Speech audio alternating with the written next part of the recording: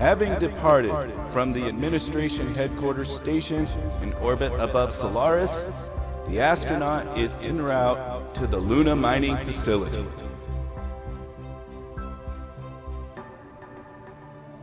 Not only does he wish to discover more of the mystery surrounding his recent discoveries here in the Wolfe System, but he also hopes to find resources. He is short on fuel, life support, and supplies, and this situation is critical.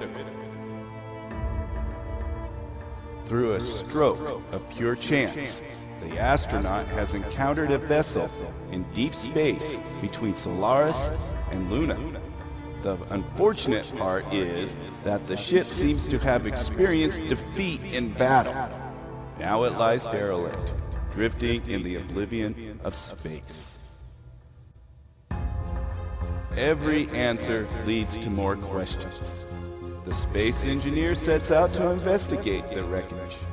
Indeed, he also hopes to find resources that will aid in his survival as well.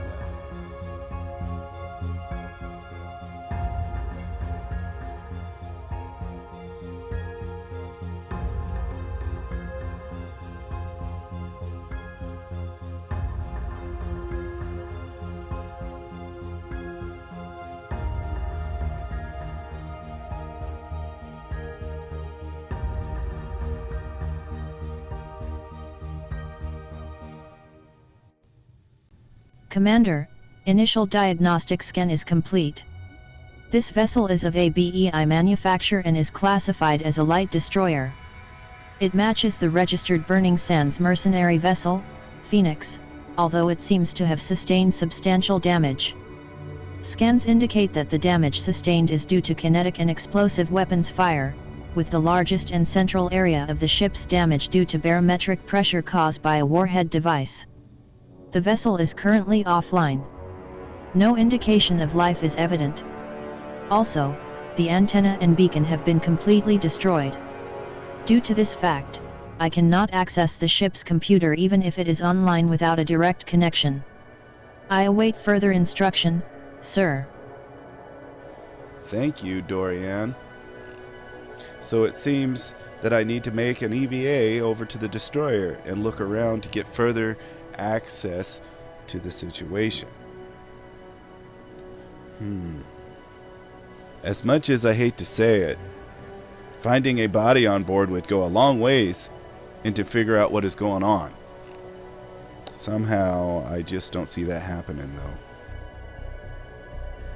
Well, I better get my tools equipped for the job then.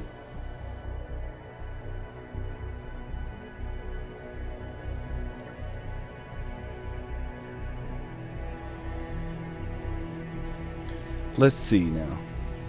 I don't need this drill or my gun, so I'll replace them with an oxygen bottle.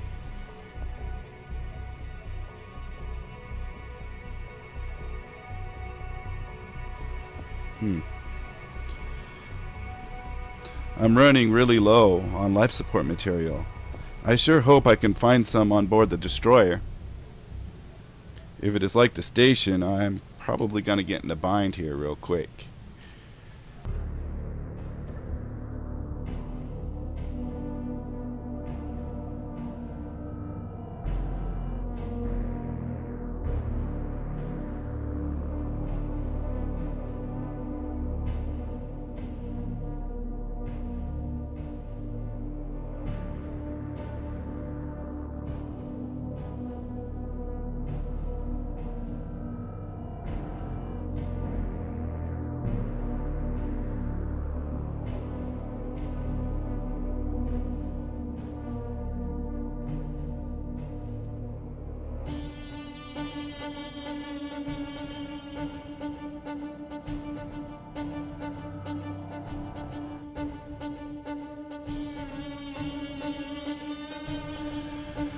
Oh my god, I made it.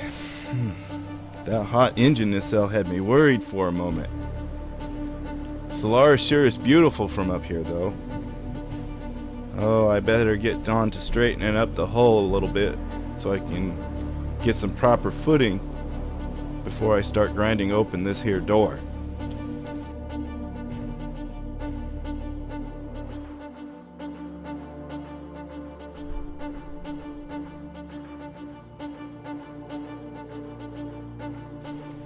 Well, I see sparks inside. So once I'm inside, I'm gonna have to take care not to get myself electrocuted. I'm just not ready to be a clone yet.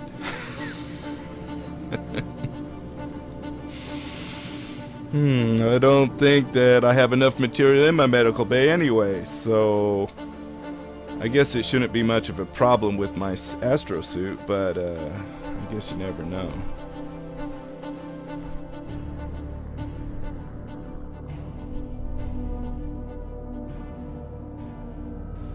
Looks like most of the core systems are surprisingly intact. These systems can be brought to service with just very little effort. Okay, well, turning on the batteries and reactors now. These systems were turned off manually and weren't destroyed. Why would anybody do that? This is strange. Oh, baby! That's a lot of work. Though most of it's just on the surface, huh? I see that the Elysius diagnostic system has rebooted, but it's not calibrated correctly. Oh, no matter, I guess. With a little TLC, I think I can make this vessel autopilot to the headquarters station.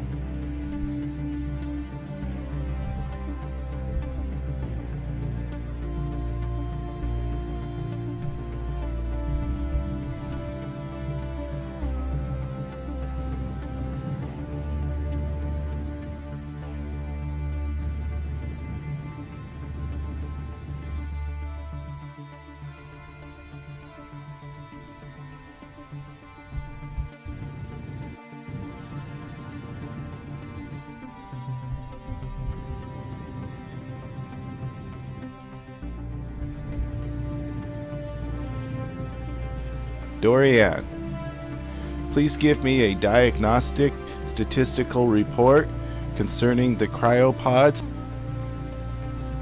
Yes, Commander. Compiling diagnostic. Report complete. Diagnostics indicate that there are 10,000 units of organic ice available for human nourishment and sustainability. However, there are no records of the assigned human occupants to these chambers. The data indicates that this is from intentional deletions. No human occupies the vessel, and DNA clone records are also removed from the data banks. This would indicate that the medical unit has no ability to clone the former occupants of the Phoenix. All registries concerning the statistical information of the former occupants have been removed as well. This too has strong indications of intentional deletion of the relevant files. The cryogenic chambers are in good working order, and can be made to function upon registry. It must be noted that the onboard artificial intelligence of the Phoenix is not present. Therefore, all functions that require artificial intelligence will have to be performed and overridden by me. This will require a direct link, either through your suit or connector port. Ah yes, all this is like the situation found at the station, except for the fact that there are visible signs of conflict, and a strong indication that the Phoenix was abandoned with a great haste. Even so, though, we are no closer to any answers. There are some much needed supplies though. Also, once I've done investigating Luna, I can use the nanite docks of the headquarters and fix this ship. Of course, I gotta get it to a condition to make the trip to the station coordinates under autopilot, though. So much work to be done.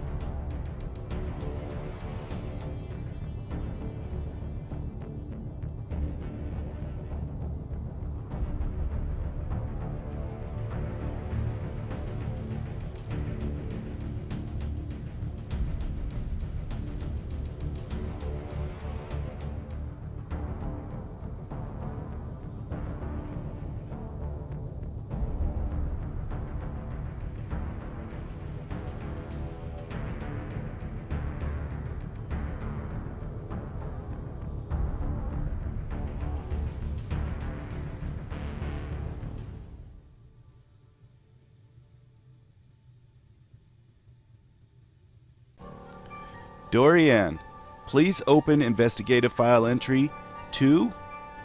Title: Findings of the mercenary destroyer Phoenix.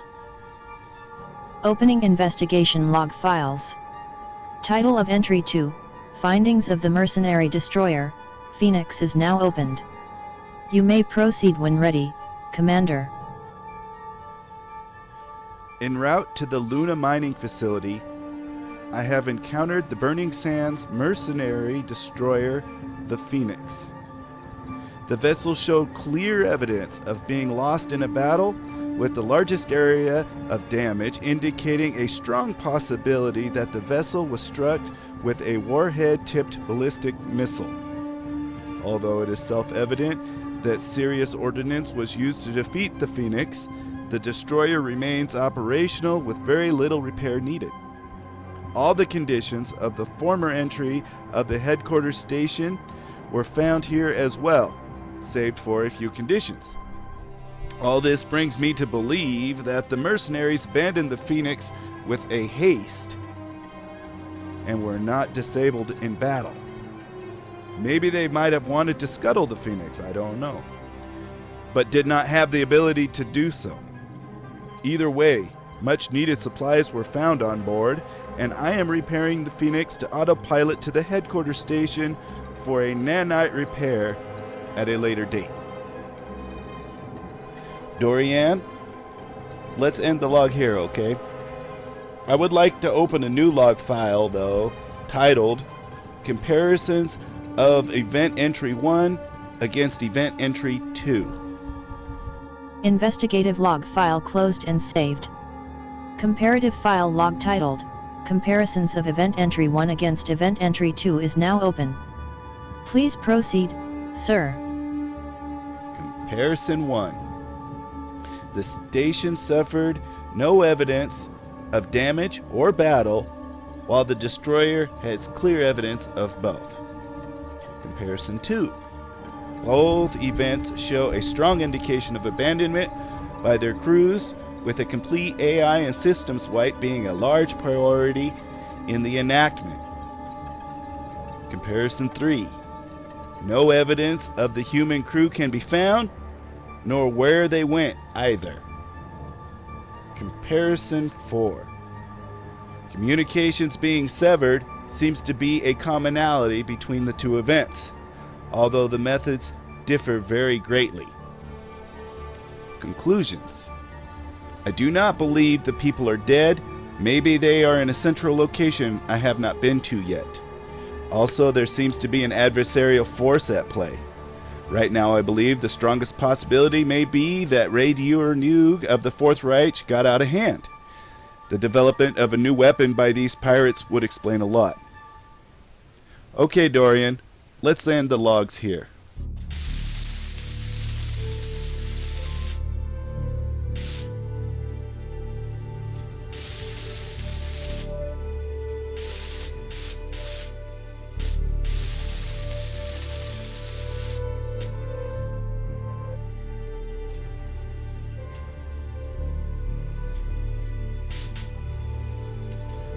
Well, I guess my welding job ain't perfect, but I suppose it's good enough, so let's go on to the next task. The system's diagnostics state that the Phoenix is capable of automatically piloting to the administration headquarters station. I have uploaded the GPS coordinates to the relevant categories. It is important for you to establish a radio antenna in order to complete a link between the Phoenix and the Reborn. Otherwise, activation of the remote block will have to be done on site, which may become problematic. Oh my gosh, AIs always have a penchant to state the obvious. Oh my. Of course it's gotta be problematic if I have to be on board. I guess I'm just gonna have to jerry-rig something up.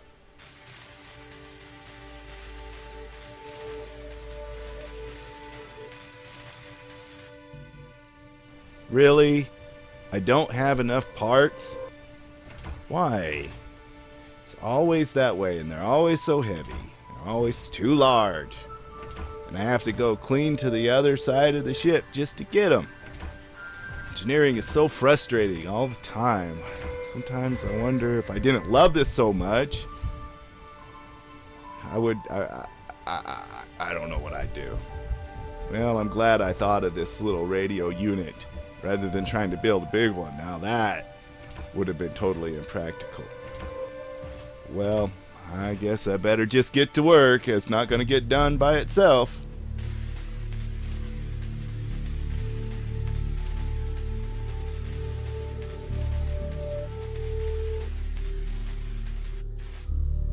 Radio channels are open between the Phoenix and the Reborn, and remote access is available upon your return, Commander. Finally, I'm done. Just one more EVA, and I can continue on to Luna. What a long day of work, man. I don't even care if the cabin decompresses when I go through that broken airlock. It's just going to be nice to wash the sweat from me and get out of this seriously scratchy suit.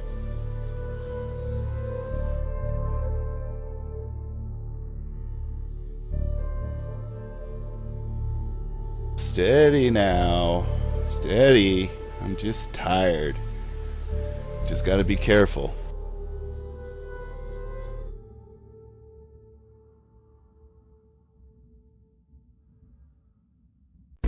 And so, as the mysteries of the Wolfe System reveal itself to the astronaut, more rocks need to be overturned in order to find the answers that have any true meaning.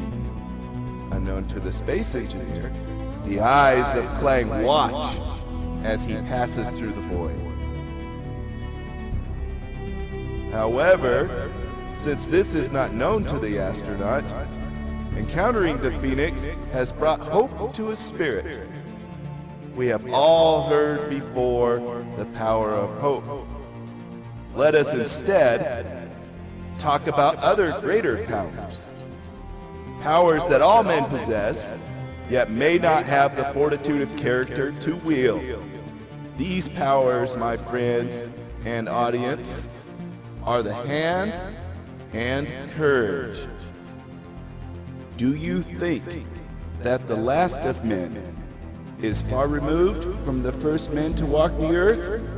I dare say that they are not. As it was in the early history of mankind, so it is in our future. For the question is the same for both brethren of humanity. That is, survival. So to the space engineer, his hands are his greatest tool to ensure continued existence. Without these, all hope is lost. My friends and audience, you may say that all men have hands. Where is the great power in that? To this comes my reply. All creations of men have no meaning in the mind if there are not any hands to bring these creations to fruition. Who then doubts that a man greater power is wielded in the hand, and by the hand all of his thoughts are created? Glorious indeed is one who understands and builds upon this fundamental truth. Very well does the space engineer know this. Upon repairing the Phoenix, he brings back the vessel from ash, just like in the myths and legends of old. This power he wields, he thinks nothing of it, although his very set of circumstances brings awe to all of his ancestors who came before him. Truly this can be said to every one of us. All hope of these who come before and those hereafter depend on his deeds and works crafted by his hands. Such great power to engineer is such frustration, but to accomplish from such frustration is pure rejoicing.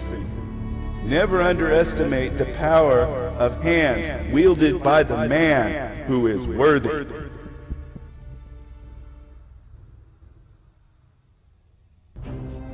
However, what good is your hands if you do not have courage?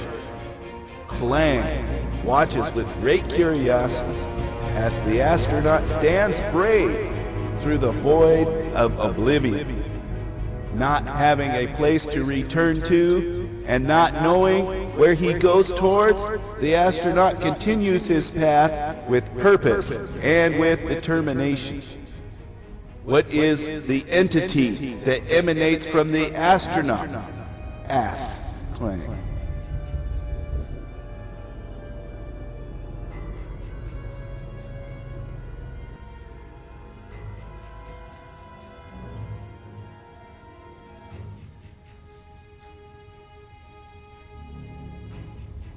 For now, it is the purpose of Clang to assess his adversary, as this entity within the astronaut is not of the source code.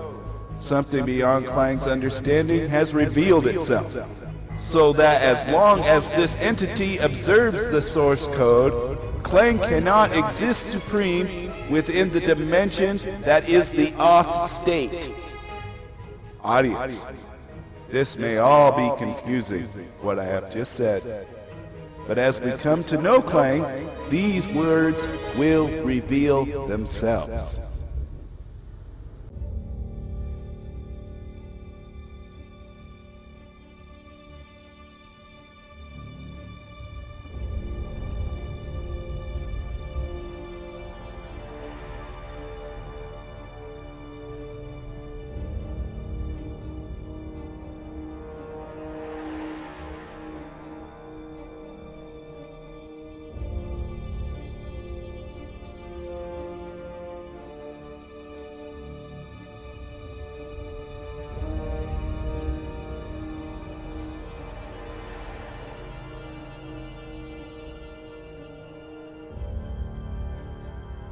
Let us all understand that the astronaut faces a being far beyond his understanding. Also, this being has nothing but malevolent intent in store for the space engineer. Astronaut, have courage and faith in yourself. The adversary is upon you. As the astronaut continues towards the Luna mining facility, let us ask that he find salvation, for he is being hunted. Or someone, or something is watching.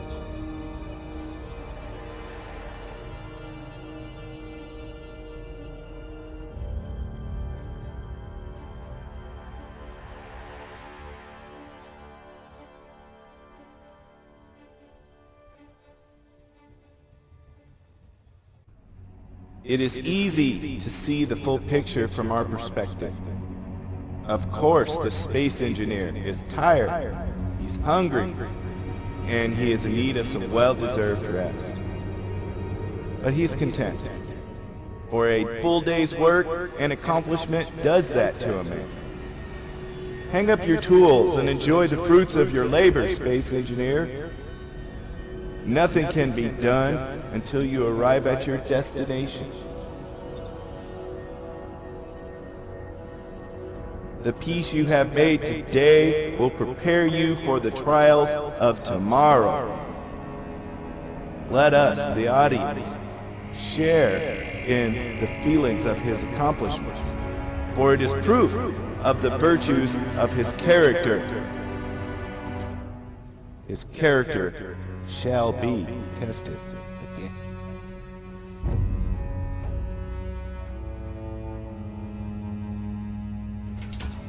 Join us again, friends and audience, when next we meet in the next episode of Clang versus the Space Engineer.